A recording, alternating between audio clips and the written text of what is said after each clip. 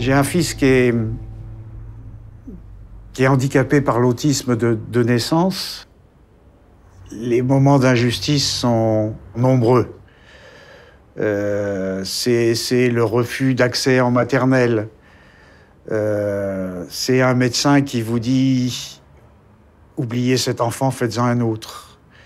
C'est dans une soirée d'arbre de Noël, une autre maman qui vous dit « Quand on a des enfants comme ça, on les garde à la maison ».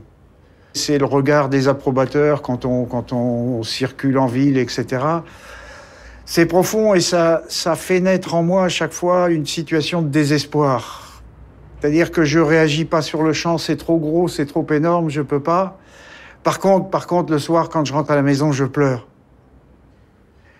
Pendant 4 ans, je me suis battu pour pouvoir échanger un regard avec lui, pour voir s'il pouvait communiquer avec nous, être présent, etc., alors qu'il était enfermé dans ses stéréotypies et dans ses manières d'être.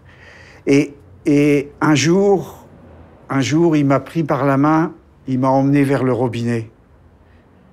C'est la première fois, premier échange. Vous voyez, au bout de 4 ans. Je veux dire, c'est rien pour tout le monde. Mais ça, ça reste pour moi le plus bel instant de ma vie, quoi, parce que après 4 ans de lutte contre cet